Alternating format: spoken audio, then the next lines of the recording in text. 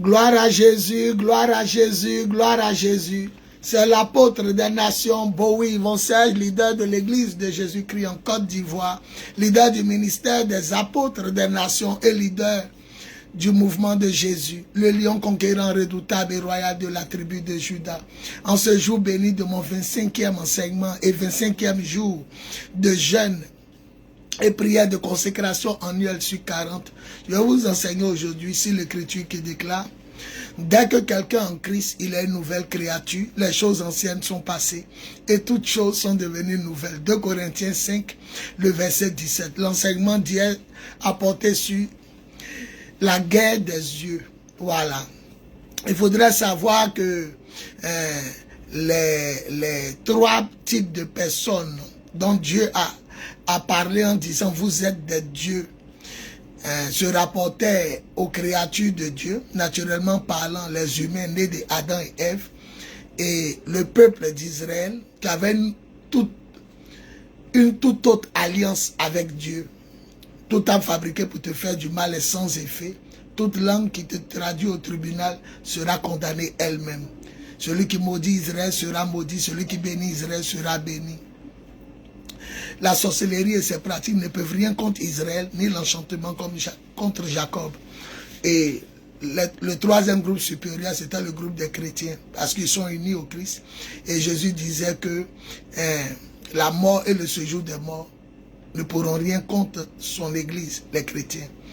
Et que même Satan tombait du ciel comme un éclair et que les chrétiens avaient pouvoir, puissance et autorité sur les serpents, les scorpions, sur toute la puissance de Satan. Et rien ne pouvait leur faire du mal. Et cela est démontré aussi en 1 Corinthiens chapitre 10, le verset 31 à 32. L'Écriture déclare: quoi que vous buviez, quoi que vous mangez, ou quoi que vous fassiez d'autre, faites tout pour la gloire de Dieu. Ne scandalisez ni les Grecs, ni les Juifs, ni les chrétiens, ni l'Église. Donc vous allez voir, les Grecs représentent les hommes créés à l'image et à la ressemblance de Dieu sur toute la surface de la terre. Genèse 1, 26. Vous allez voir que les Juifs représentent ceux qui ont eu l'alliance avec Dieu, selon leur père, Abraham, Isaac et Jacob. Et les chrétiens, ceux qui ont reçu Dieu. Pas une alliance seulement, pas créé à l'image et la ressemblance de Dieu, mais seulement, en plus encore de ces choses, ils ont reçu Dieu, l'Esprit de Dieu, le Saint-Esprit, Dieu dans leur vie. Donc vous devez savoir que dès que quelqu'un est en Christ, il est une nouvelle créature. Les choses anciennes sont passées et toutes choses sont devenues nouvelles. C'est pourquoi ils sont capables de glorifier le nom du Seigneur dans des dimensions de gloire. Et le diable a peur que les chrétiens prennent conscience de qui ils sont, de qui ils ont en eux. Ils ont le Dieu tout-puissant, Yahweh, le créateur du ciel et de la terre, celui qui est omniscient, omnipotent et omniprésent. Et par la foi, la Bible dit que nous nous unissons au Seigneur et nous devenons spirituellement un avec le Seigneur. Nous devenons spirituellement un avec le Seigneur. 1 Corinthiens 6, versets 16 à 17. Donc si nous devenons un avec le Seigneur nous rendra capables de devenir comme lui. C'est-à-dire capable de savoir, capable de pouvoir et capable d'être partout à la fois. Comme si on est partout à la fois, quoi. On est ici, on voit ce que tu fais là-bas. Parole de connaissance, comme Élie l'a dit. Élisée l'a dit à son fils Géasi. Mon esprit était avec toi lorsque tu demandais l'argent à Naaman. Et vous allez voir que les chrétiens sont des surhommes. Ce sont des dieux au-dessus des premiers dieux et des deuxièmes dieux cités. Les premiers dieux, les hommes, les deuxièmes dieux, Israël. Ils sont au-dessus de tout. Parce qu'ils siègent avec leur Dieu dans les lieux célestes. Vous devez savoir que quand ils prient, les chrétiens, quand ils sont un avec leur Dieu, quand ils prient, la terre tremble. Actes des Apôtres chapitre 4, versets 23 à 31. Même le serpent, la vipère a mordu l'apôtre Paul. Tout le monde disait qu'il allait tomber, mourir. Mais la Bible dit, après quelques heures, voyant que rien ne lui arrivait, ils ont changé d'avis, ils ont dit, il est un petit Dieu. Actes des Apôtres 28, 1 à 6. Vous allez voir que l'ombre de Pierre guérissait les malades. La Bible dit on ne savait pas où Pierre allait passer. Mais les gens mettaient les malades en bordure de route, espérant que Pierre passe par là. Et la Bible dit quand il passait, son ombre recouvrait les malades. Et ceux-ci étaient guéris. L'ombre de Pierre guérissait les malades. Actes des Apôtres chapitre 5, versets 12 à 16. La Bible dit, le Seigneur faisait beaucoup de signes, de miracles et de prodiges par les mains des apôtres. Pourquoi tout ceci? Parce qu'ils étaient de nouvelles créatures. Les choses anciennes étaient passées et les choses nouvelles étaient là. Donc, ils étaient des êtres nouveaux, une nouvelle création, de nouveaux Adam. Voilà, ils étaient en Christ. Et Christ est la parole de Dieu et la parole de Dieu est Dieu. La Bible dit une femme qui faisait du bien aux croyants est décédée, elle s'appelait Tabitha. Et l'Écriture déclare qu'elle est morte. Après avoir lavé son corps, ils ont mis cette femme dans une chambre haute, en haut d'une maison, quoi. Et la Bible dit, ils ont appris que Pierre, l'un des disciples qui avait vécu à Jésus, passait par là.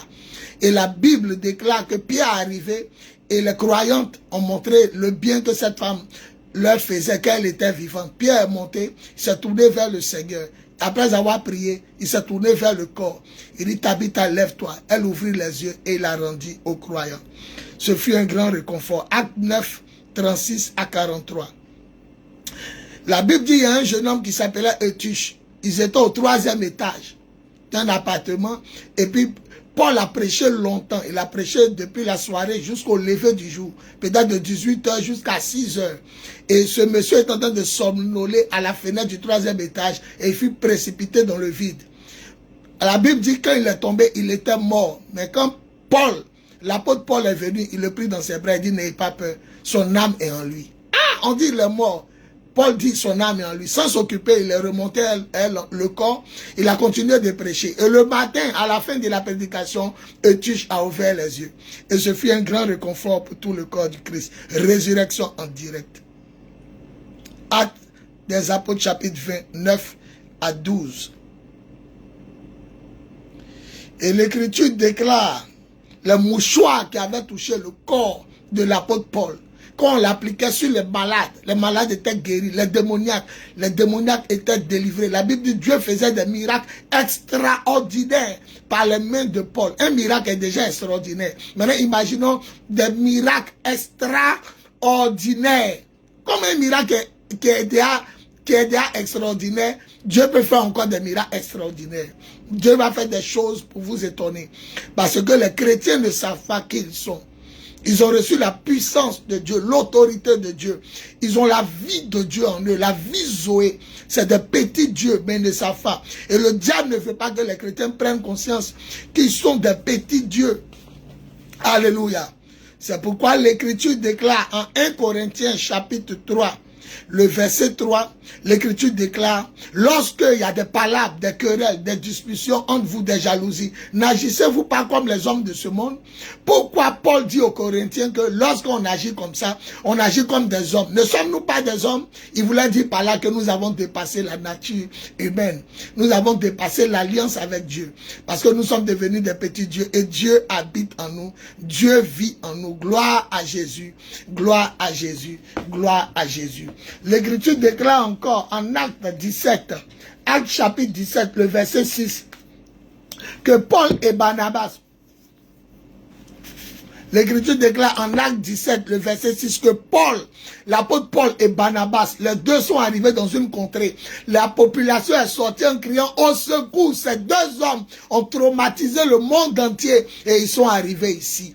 Ils ont traumatisé le monde entier et ils sont arrivés ici. Deux personnes, deux paracommandos de Jésus ont bouleversé le monde entier. Les gens disent au secours. La population du pays venait. Ces deux hommes-là ont bouleversé le monde entier. Et ils sont arrivés ici. Parce que Dieu faisait avec eux des miracles extraordinaires.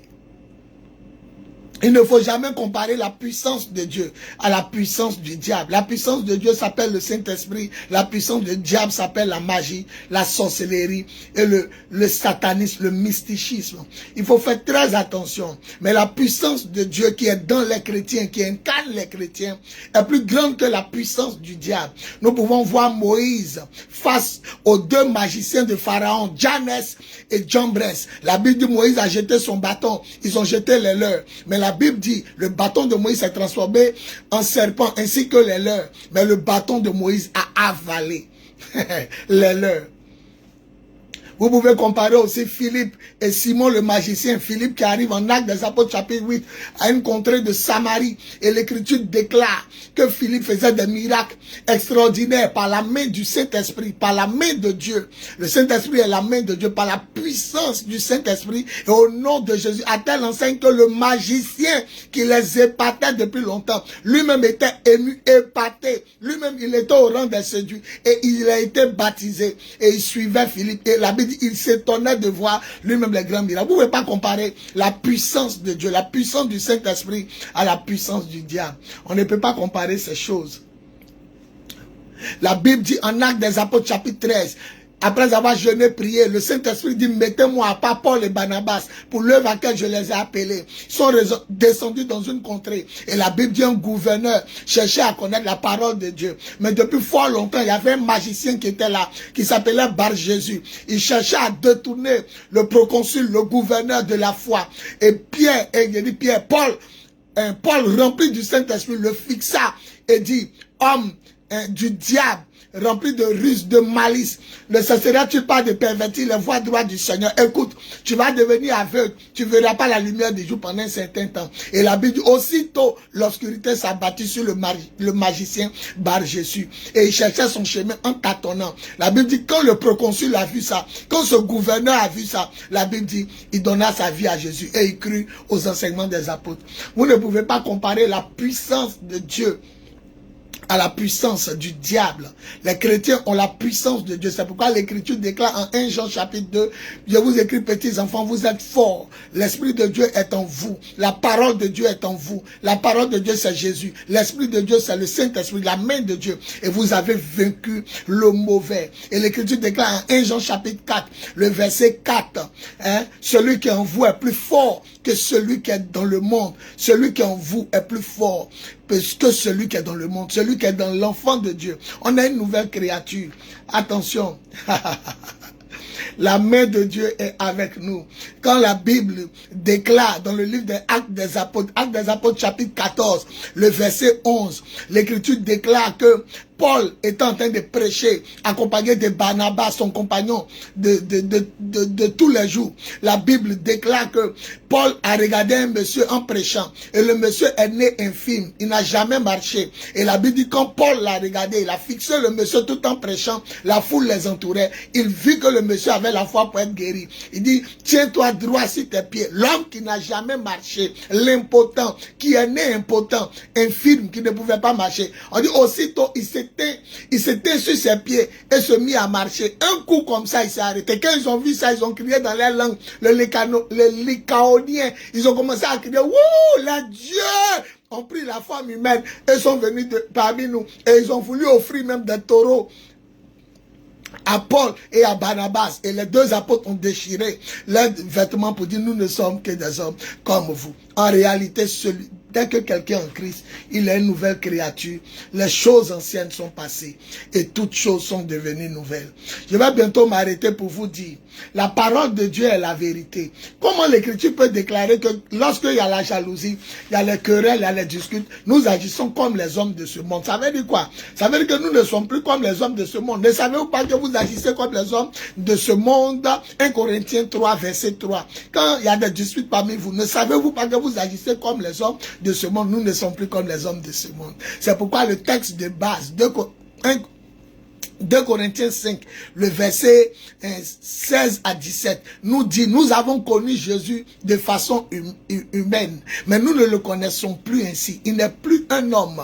Et le verset qui suit dit, vous aussi, dès que vous êtes unis à ce Jésus-là, qui n'est plus un homme, qui a repris sa forme divine, qui est Dieu, vous aussi, vous êtes un être nouveau. Vous êtes une nouvelle créature, un nouvel Adam, une nouvelle création. Les choses anciennes sont passées. La faiblesse des 2 yeux, la faiblesse des 3 yeux pour les mystiques. Nous avons maintenant, toutes choses sont devenues nouvelles. Nous avons 9 yeux dans l'enseignement passé, la guerre des yeux. En plus de nos 2 yeux, l'agneau qui a été mis à mort avait 7 cornes et 7 yeux. Les 7 yeux de Jésus plus nos yeux, ça fait 9 yeux. Parce que nous sommes unis à Christ. Et le diable lutte pour ne pas que nous puissions prendre conscience qu'il y a un être divin qui est en nous. Que nous soyons en communion avec lui pour expérimenter la divinité de Christ, la puissance de Dieu, l'autorité de Dieu, par la puissance de la parole et de l'esprit, pour la délivrance, la guérison, le déblocage, le miracle des âmes perdues. Oui, un seul chrétien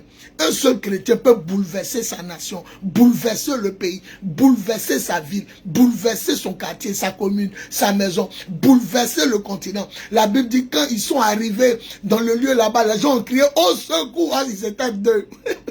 Paul et puis Barnabas. On dit au secours, Actes des Apôtres 17, verset 6. Au secours, ces 2 hommes ont bouleversé le monde entier. Et ils sont arrivés. Tu es un paracommando. Tu es une nouvelle créature. Pierre et Jean, Actes des Apôtres chapitre 3, ils rentrent dans le temple pour la prière de 15 heures. Le monsieur est infime depuis sa naissance, on le met là pour mendier. Il leur demande de l'aumône, de l'argent.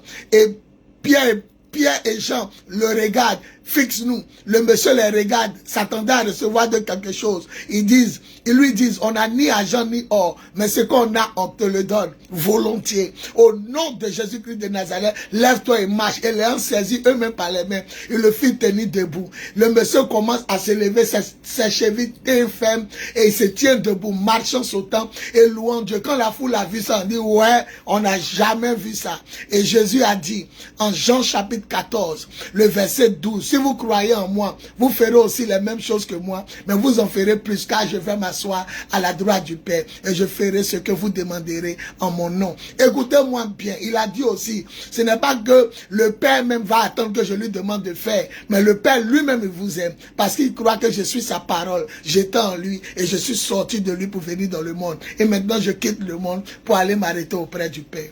Conclusion, vous êtes des dieux. Les chrétiens, au-dessus des hommes naturels, au-dessus des hommes mystiques. Vous avez Dieu en vous, la vie de Dieu, le Saint-Esprit. Attention, hein, Jésus dit, celui qui insulte Dieu est pardonné, celui qui insulte le Fils de l'homme, lui-même Jésus est pardonné, mais celui qui insulte l'Esprit n'est point pardonné, ni dans le siècle présent, ni dans le siècle à venir, car il aura commis un péché éternel. Le Saint-Esprit, c'est la vie, c'est la substance, c'est la vie de Dieu même, la vie de Dieu en l'homme.